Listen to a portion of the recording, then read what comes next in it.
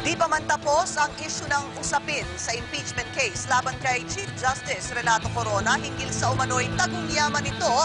Heto't isang kaso na naman ng hidden wealth daw ang isinusumbong laban sa isang gobernadora ng Occidental Mindoro. Ang ginawang pagsasaliksik ng XXX o umano'y questionableng yaman nitong politiko tulad ng magarang mansyon. Heto't panoorin ninyo.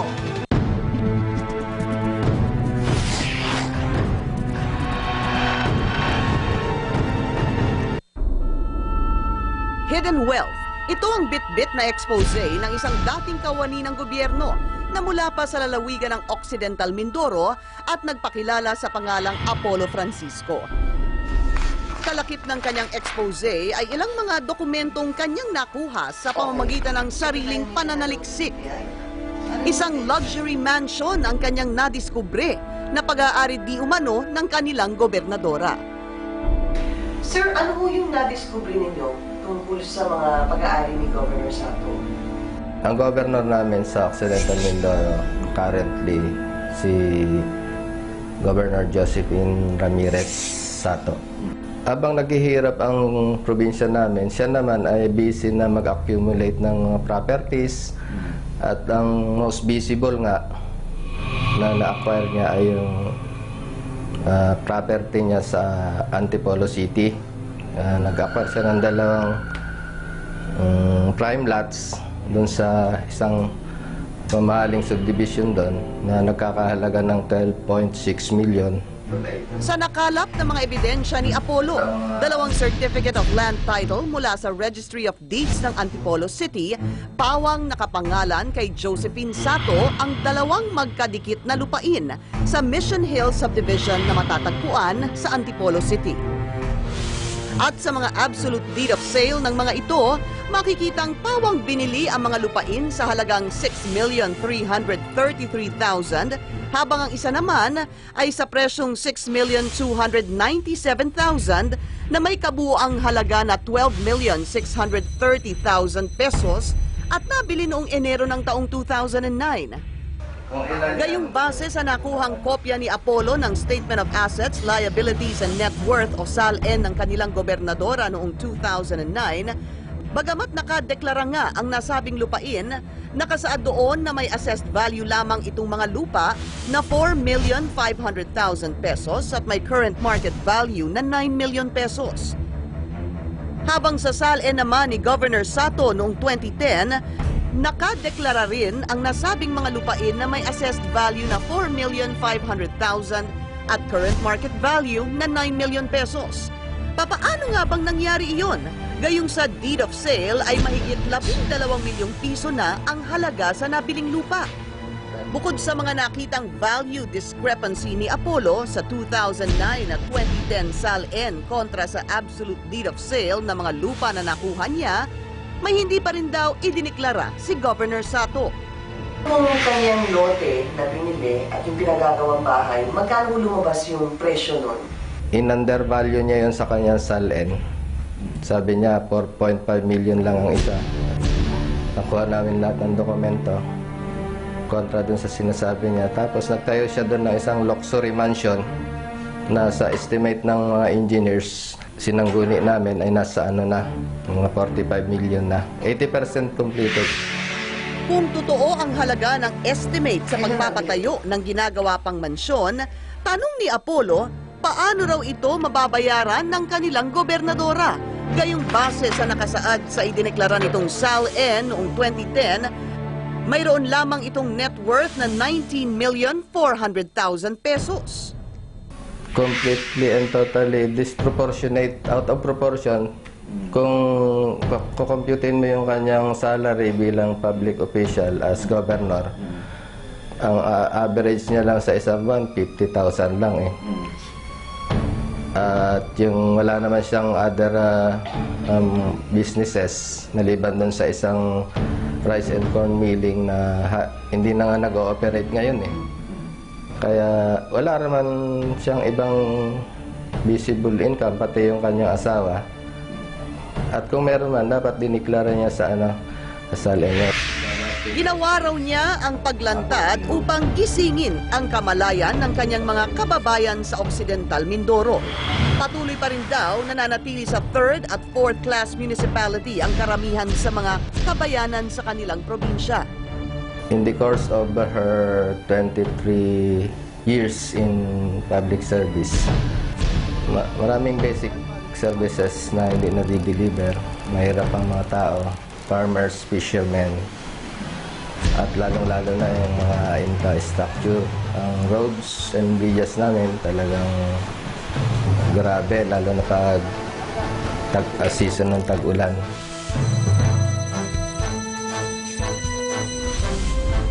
Upang patunayan ang kanyang sumbong ukol sa naturang luxury mansion, isinama kami ni Apollo sa lugar na siyang kinaroroonan ng mansyon. Sa isang exclusive subdivision sa Antipolo niya kami dinala at doon itinuro niya sa amin ang mansyon na ito na inabutan pa naming may ilang kalalakihan pang gumagawa. Halos tapos na ito at sa aming nakita, malaki at hindi pipitsuging mansyon.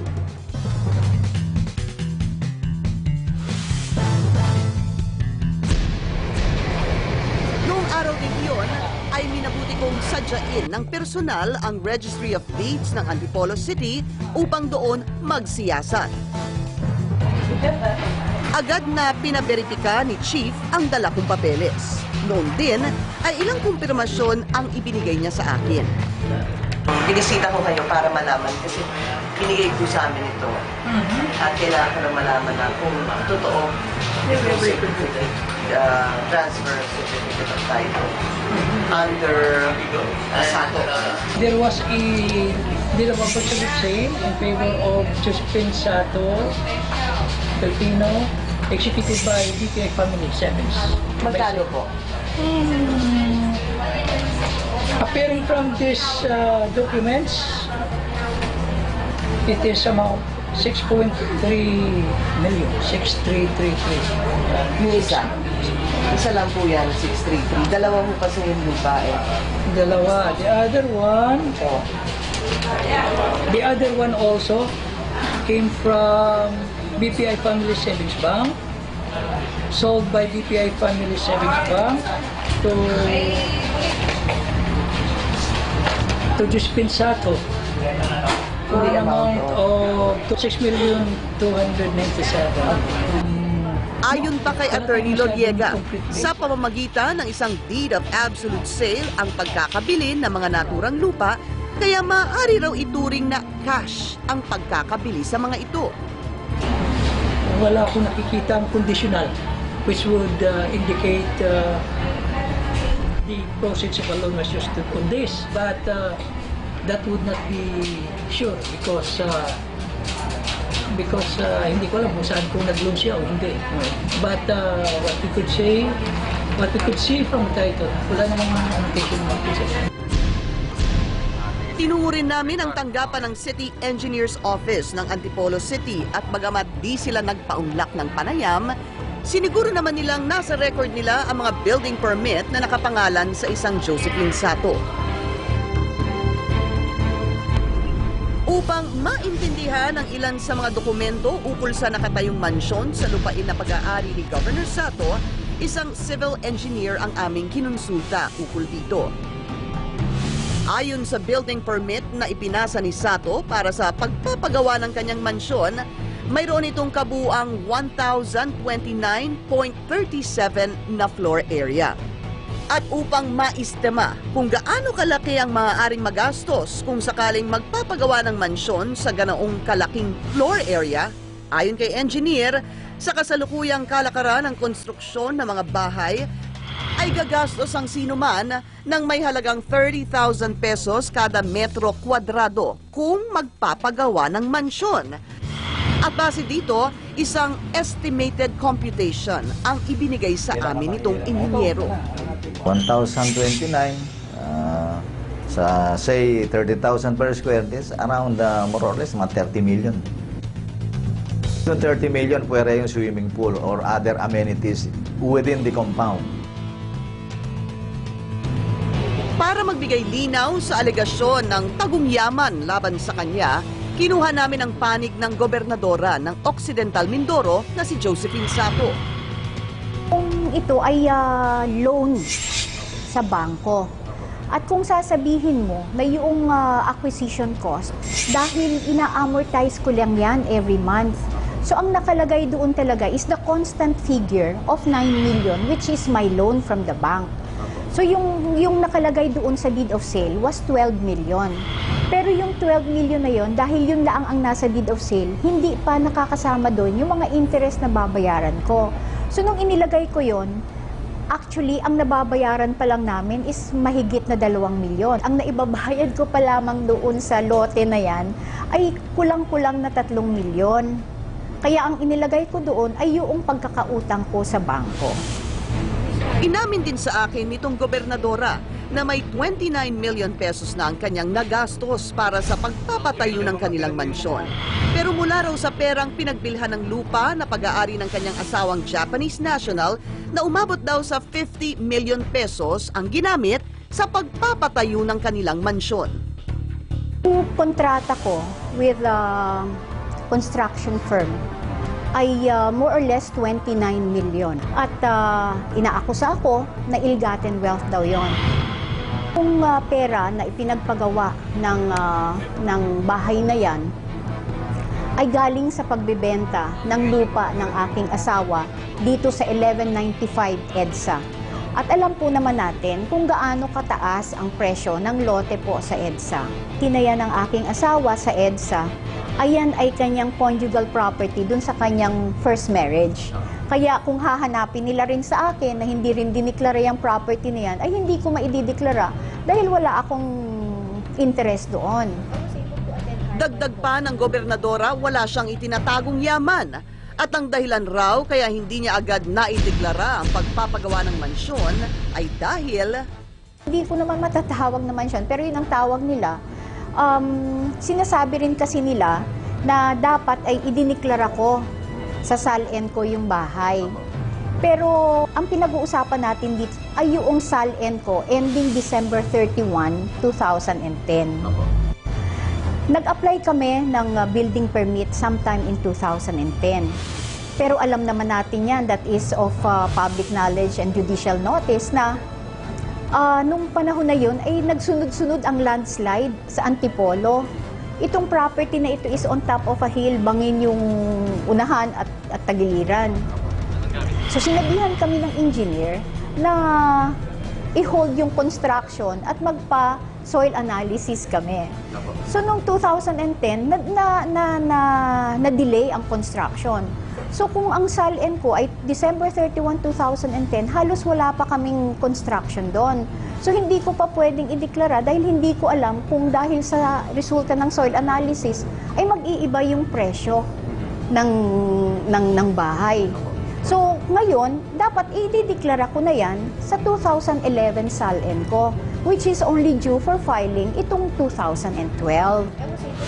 Hinala ni Gobernadora, politika ang nakikita niyang dahilan kaya ginagawan siya ng malisyosong issue ukol sa kanyang mansyon na iginigiit niyang mula naman sa lihitimong pondo. Gab, sino ba si Apollo Francisco? Si Apollo Francisco po at ako po ay nakikiusap din sa inyo na tingnan din po ang background niya. Yan po ang nag-file ng napakaraming kaso sa lahat po ng kakampi ko sa politika. Bagay na pinabulaanan naman ng tipster na si Apollo. Hindi politika, wala namang ano. Kasi hindi naman ako kandidato. Bawal ako magkandidato against sa religion ko. Eroded na yung public trust namin sa kanya eh. Kaya ako pumunta dito kasi para ma-expose siya.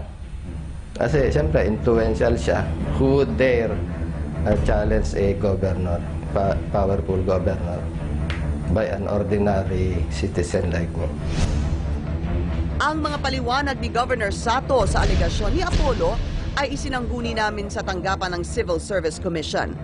Humingi kami ng paliwanag sa tamang proseso ng pag-file ng Statement of Assets, Liabilities, and Net Worth. Ayon kay Director Ariel Ronquillo, dapat ay ang kabuang presyo ng ari-ariang binili ang idinideklara sa SALN. Maliwanag naman kasi sa form na pag bumili ka ng property, dapat i-declare mo yung assessed value, yung fair market value, and then the acquisition cost. At pag sinabi nating acquisition cost, this is the cost or the price that you paid for purposes of acquiring the property. Kasi yung loan, paraan mo lang yun para makuha yung pera na pambili, no? So, kung magkano man binili yung property, dapat naka-indicate pa rin yun. Pero yung amount ng loan mo, dapat naka-indicate rin doon sa liability column. Kasi inutang mo yun eh. Dapat nakalagay yun dyan. So, yun nga, maliwanag na nagkamali siya ng lagay doon sa acquisition cost. Kasi imbis na inilagay niya yung cost na ginamit para ma-acquire yung property, ang inilagay niya ay yung fair market value. Ang question doon intentional ba yun? Meron ba siyang intention na mag-undervalue? Meron ba siyang itinatago dyan? That should be made a proper subject of investigation. Paglilinaw pa ng direktor, dapat rin na nakadeklara sa SALN ang kahit anong itinayo sa lupa, tapos man ito o hindi pa. Sinabi ko yun, very clear. Pag sinabi nating improvement, everything that you added to the land, no, to the real property, that has a value by itself. And sa tingin ko kasi, maski hindi pa tapos, may value na yun eh. Hindi ka naman makakapagpa-improve doon kung hindi mo ginastusan eh, yung inilagay doon. Maski hindi pa siya konkretong tapos na bahay, for example. No? So, may mga improvements na yun. May value na yun. Maski hindi pa siya tapos as a bahay. Samantala, sa kabila ng depensa ng gobernadora, pinaninindigan ng nagrereklamong si Apollo Francisco ang kasong recovery of unlawfully acquired wealth at plunder na isinampa niya laban kay Governor Josephine Sato sa tanggapan ng ombudsman. Tapat ang XXX sa misyon naming maipalabas ang katotohanan sa bawat pagsisiwalat na ipinasisiyasat sa amin, lantad o taguman. Magbabantay kami sa bawat panig sa pagbibigay ng kanilang mga akusasyon, pati na kontra-alegasyon. Umaasa kami na sa pag-usad ng investigasyon sa problemang ito, hindi na lamang laki ng halaga at lawak ng ari-arian ang aming susukatin, kundi ang katapatan at pag-aksyong walang kikilingan.